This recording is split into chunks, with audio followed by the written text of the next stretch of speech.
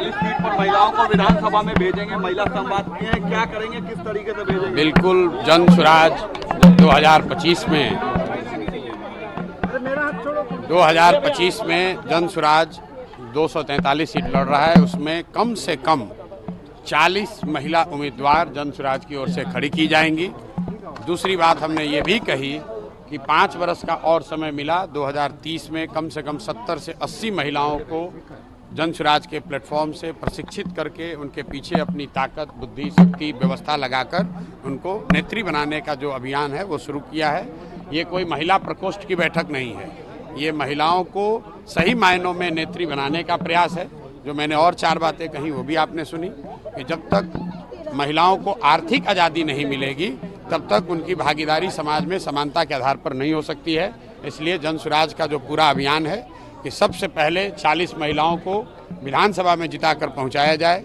दूसरी जो बात कही गई है कि जो महिला यहाँ पर रोजी रोजगार व्यवसाय करना चाहती हैं, आज जो प्रस्ताव पारित हुआ कि उसको 4% के ब्याज पर सरकारी गारंटी पर महिलाओं को रोजी रोजगार करने के लिए पैसा मिले, क्योंकि अभी जो यहाँ पर जीविका चल रहा है उसमें महिलाओं को 2%, 2.25% प्रति माह ब्याज लग रहा है।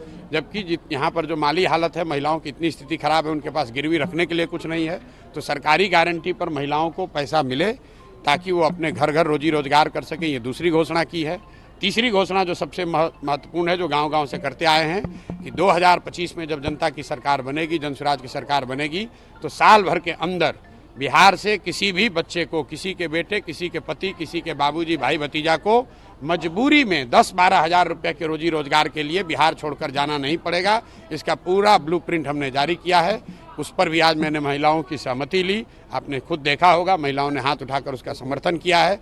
और अंतिम और बात जो हमने आज यहाँ कही है कि अगली बार जब आप वोट दीजिए तो वो नेताओं को देखकर नहीं, नेताओं के बच्चों के लिए नहीं, अपने बच्चों के लिए वोट दीजिए। और उस पर सारी महिलाओं ने खड़े होकर उसका समर्थन किया। लालू, नीतीश और मोदी को नहीं वोट देने के लिए आपने अपील किया है। लालू, नीतीश और मोदी को नहीं वोट देने नहीं, मैंने आप मेरा वक्तव्य सुन लीजिए। मैं पिछले 2 साल से जो कह रहा हूँ, मैं लोगों से पूछता हूँ कि अब सब सुनने के बाद बताओ कि लालू जी का राज चाहिए, नीतीश जी का राज चाहिए, मोदी जी का चाहिए, या कि जनता का राज चाहिए? लोग कहते हैं जनता का राज चाहिए। फिर मैं दोबारा पूछता हूँ, भाई जिसको लालू जी का चाहिए लालू बता दीजिए, जिसको मोदी चाहिए मोदी बता दीजिए। फिर सब लोग कहता है ना भैया हम लोग को जनता का राज चाहिए। तो जनता का राज चाहिए तो उसका रास्ता बताते हैं कि जिन नेताओं ने आपको और आपके बच्चों को ठगा है, आपके पेट पर लात मारा है, उन नेताओं को, चाहे वो आपके जाति का है, आपके धर्म का है, उसको वोट नहीं देना है। वोट किसको देना है? मैंने ये नहीं कहा कि वोट प्रशांत किशोर को देना है कि जन स्वराज को देना है। मैंने उनको रास्ता बताया कि वोट अगली बार नेता का चेहरा देखकर नहीं, अपने अपने बच्चों का चेहरा देखकर देना है। और यही जन स्वराज का अभियान है। 2 बरस यही कर रहे हैं, आज यही दोबारा किया। यूनिफाइड पेंशन योजना कल केंद्र सरकार ने जारी करी है, उसका डिटेल आने दीजिए। वो एनपीएस और ओपीएस के बीच का कुछ रास्ता निकालने का सरकार ने प्रयास किया है। मुझे नहीं लगता है कि जो लोग ओल्ड पेंशन स्कीम के लिए संघर्षरत हैं, जो आंदोलन कर रहे थे, उनको ये स्वीकार्य होगा। लेकिन सरकार ने कल जारी किया और ये योजना सिर्फ केंद्र सरकार के कर्मचारियों के लिए, केंद्र सरकार के अंतर्गत काम करने वाले 23 लाख कर्मचारियों को ये अवसर दिया गया है। राज्यों को इस पर अभी निर्णय लेना है, तो राज्यों के पास ये स्वतंत्रता है कि वो ओपीएस भी रख सकते हैं, एनपीएस में भी जा सकते हैं, और जो यूनिफाइड पेंशन योजना आई है उसको भी लेना है, उसको भी अपना सकते हैं। तो बिहार सरकार को ये बताना चाहिए, क्योंकि ये लोग तो एनपीएस में आ गए हैं। ये ओल्ड पेंशन स्कीम में तो बिहार है नहीं। नीतीश कुमार तो पहले ही सरेंडर करके एनपीएस कर लिए हैं, कर्मचारियों का पूरा हक मार दिए हैं। तो अभी यूनिफाइड वाले पर इनका क्या स्टांस होता है, सरकार को बोलने दीजिए, फिर उस पर टिप्पणी करेंगे। मनोज तिवारी ने कहा है कि राहुल गांधी को मानसिक जो है बीमारी हो गई है, इलाज की जरूरत है। जनगणना मामला किसने क्या कहा? अब भाई ऐसा है कि जिसने वक्तव्य दिया है वो भी हमसे बहुत बड़े नेता हैं, जिन पर वक्तव्य दिया है वो भी हमसे बहुत बड़े नेता हैं।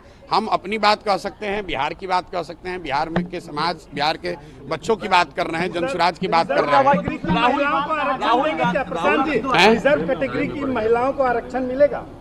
मतलब जो रिजर्व कैटेगरी, मेरे भाई 40 महिलाओं को मिलेगा। फिर उसमें आप जबरदस्ती मत घुसेड़ने लगे झगड़ा का। महिलाओं को महिला रहने दीजिए, महिलाओं को माता बहन रहने दीजिए, महिलाओं को शक्ति रहने दीजिए, महिलाओं को को अवसर मिले, उसके बीच में झगड़ा लगाने वाला काम मत राहुल कीजिए। गांधी ने कास्ट सेंसस की बात कही है, कहीं कहे कि 90% लोग सिस्टम में नहीं है, हम लोग कास्ट सेंसस कराएंगे और 50% देखिए कास्ट, आपको ठीक है, हटाएंगे। कास्ट सेंसस को लेकर हम पिछले 2 साल से वक्तव्य दे रहे हैं। जातिगत जनगणना होना चाहिए, इसमें कोई दिक्कत नहीं है, लेकिन जातिगत जनगणना हो जाने से सबकी गरीबी दूर हो जाएगी, परेशानी दूर हो जाएगी, ये जो राहुल गांधी बता रहे हैं ऐसा कोई पनिसिया है नहीं। अगर जातिगत जनगणना से ही सब सुधर जाना होता तो जनगणना अभी है लोगों के पास कि SC ST समाज के लोग सबसे गरीब, पिछड़े, शैक्षणिक, आर्थिक, सामाजिक तौर पर सबसे पिछड़े हैं। तो राहुल गांधी को ये बताना चाहिए, या जो भी ये बता रहा है कि जातिगत जनगणना से सब सुधर जाएगा, तो उसको बताना चाहिए कि SC ST समाज के लोग की दशा क्यों नहीं सुधरी। भाई जनगणना होने से नई जानकारी मिली, सही है, लेकिन जानकारी मिलने मात्र से आपकी दशा नहीं सुधरेगी। ये तो ऐसे हुआ कि लाइब्रेरी में जाइएगा, वहाँ बहुत किताब है, तो लाइब्रेरी में जाने से आप विद्वान थोड़े हो जाइएगा, उस किताब को पढ़ना भी पड़ेगा और पढ़कर आत्मसात करना पड़ेगा। तो राहुल गांधी जी को ये बताना चाहिए कि भाई 60 साल से ये आपको ज्ञान कहाँ आपका गया था। 60 साल से तो आपके लोगों की सरकार थी, तब जनगणना करके पूरे देश का भला कर देते। चलिए मान लीजिए अब उनको अक्ल आया है, अब उनको समझ में आई है बात, तो जनगणना जिन राज्यों में कांग्रेस की सरकार है, तेलंगाना में है, कर्नाटक में है, हिमाचल में है, वहाँ पर करके गरीबी दूर कर ले। हम लोग सब लोग उनके पीछे उसी मॉडल को मान लेंगे। अगर जातिगत जनगणना से गरीबी दूर होती तो बिहार में तो जनगणना हो गया, तो यहाँ गरीबी किसका दूर हो गया। राहुल गांधी जिस कांग्रेस के जहाँ जहाँ सरकार है वहाँ जनगणना करा के गरीबी दूर कर ले, हम लोग सब उनका झंडा उठा के घूमेंगे, उसी मॉडल को फॉलो कर लेंगे।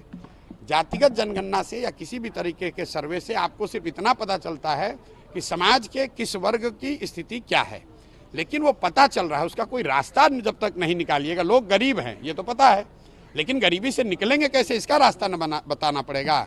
बिहार देश में सबसे गरीब और पिछड़ा राज्य है, इसके लिए जनगणना की जरूरत है, ये तो सब लोग जान रहे हैं। इसको सुधारने का राहुल गांधी क्या मंत्र दे रहे हैं वो ना बताएं। यही बात तेजस्वी यादव भी कह रहे हैं और बीजेपी और जेडीयू को चलिए, अरे ऐसा है मेरे भाई, तेजस्वी यादव की कितनी समझ है उनके टीका वक्तव्यों पर टीका टिप्पणी करना, वो भी विकास के मामले में। तेजस्वी यादव जात के मामले में बोलें तो उस पर टीका टिप्पणी हो सकती है, रंगदारी बालू शराब माफिया पर बोलें तो उस पर टीका टिप्पणी हो सकती है।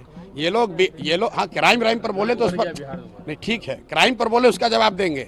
तेजस्वी यादव अब विकास के मॉडल की चर्चा करें, ये हास्यास्पद लगता है। इनके लोग 15 साल यहाँ शासन में रहे हैं, जिसको अपना नहीं पता है कि GDP क्या है और GDP ग्रोथ क्या है, वो बिहार के विकास की कहानी समझा रहा है, उस पर क्या टीका टिप्पणी करनी है।